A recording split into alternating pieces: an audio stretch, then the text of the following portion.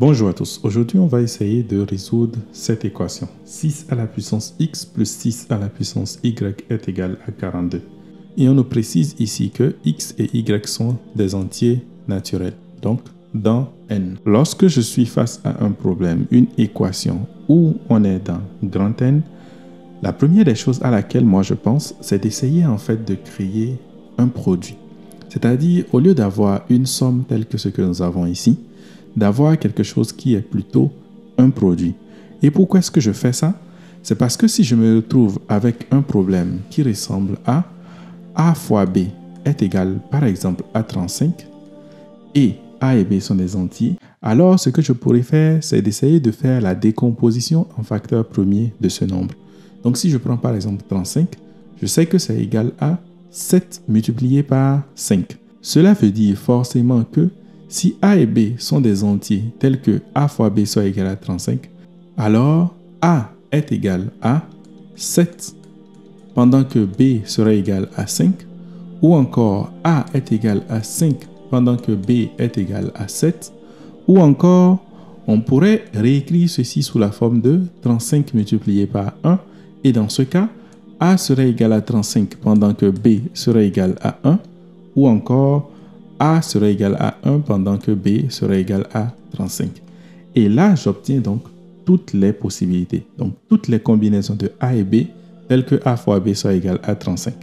Donc, c'est ce même raisonnement qu'on va essayer d'utiliser dans notre situation ici, afin de pouvoir résoudre notre équation.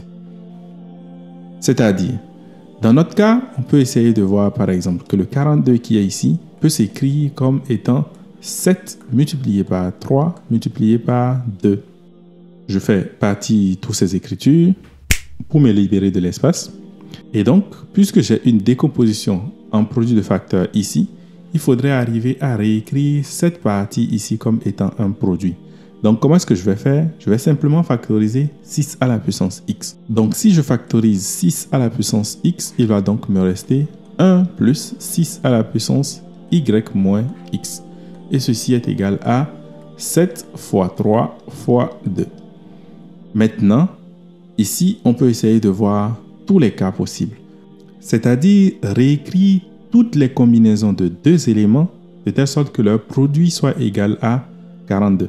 Donc ici, on peut avoir, en multipliant par exemple 7 fois 3, 21 multiplié par 2, ou encore en multipliant 7 par 2, donc j'aurai 14 multiplié par 3, ou encore en multipliant 3 fois 2, c'est-à-dire 7 multiplié par 6. Ou bien évidemment en multipliant 42 par 1.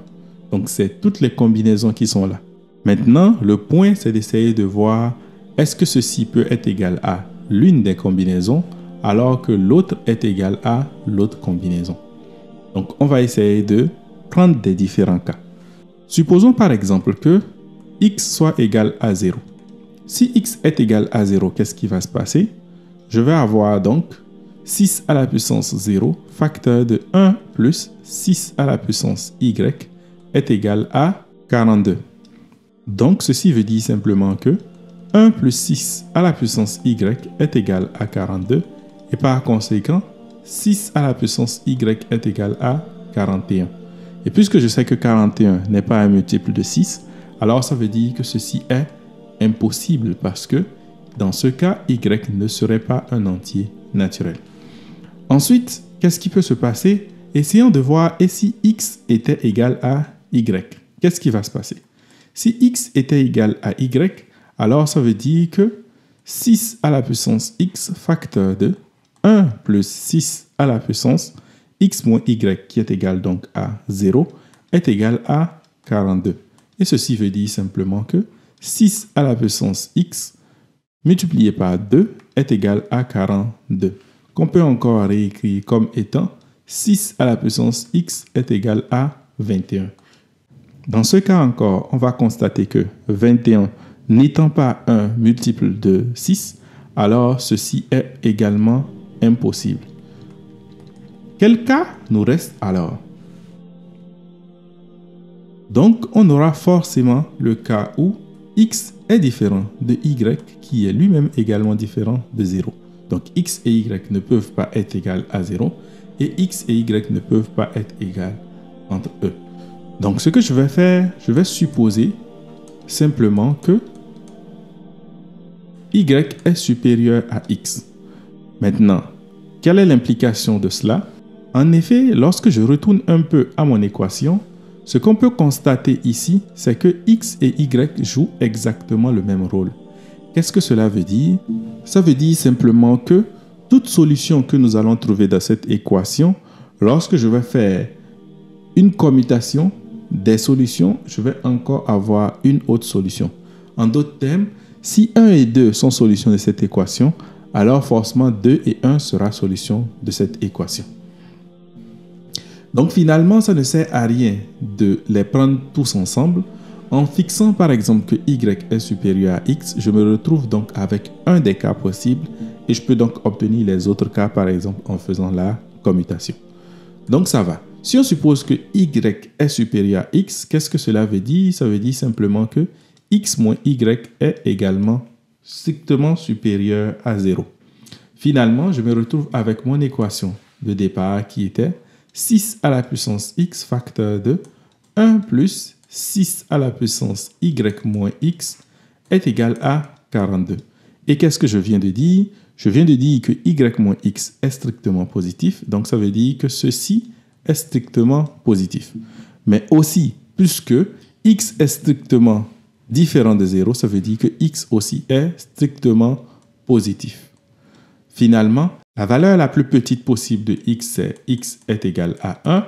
Et la valeur la plus petite possible de y, c'est y est égal à x plus 1, puisque y moins x est strictement positif. OK. Maintenant, on ne va pas regarder ces valeurs les plus petites. On va plutôt se concentrer sur le 42 qui est ici. Puisque j'ai dit que les combinaisons possibles que nous pourrons avoir sont les valeurs qui sont ici, et étant donné que la valeur la plus petite possible de x est égale à 1, donc ça veut dire que forcément, la combinaison à prendre en compte est une combinaison de telle sorte que j'ai un 6 dedans. Ce qui veut dire en fait que ceci ne va pas marcher puisque je n'ai pas de 6 dedans. Ceci ne va pas marcher parce que je n'ai pas un 6 dedans. Ceci également ne va pas marcher parce que je n'ai pas un 6 dedans. Ceci est donc la seule combinaison possible qui va marcher. C'est-à-dire que si je réécris 6 à la puissance x multiplié par 1 plus 6 à la puissance y moins x, alors ceci est égal à 7 multiplié par 6 et par conséquent, ça veut dire simplement que 6 à la puissance x est égal à 6 et 1 plus 6 à la puissance y moins x est égal à 7. Donc, qu'est-ce que je vais avoir ici?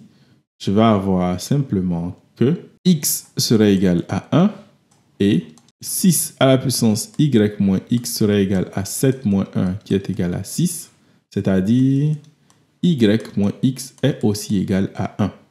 Donc, y est égal à x plus 1 qui est égal à 1 plus 1 qui est donc 2.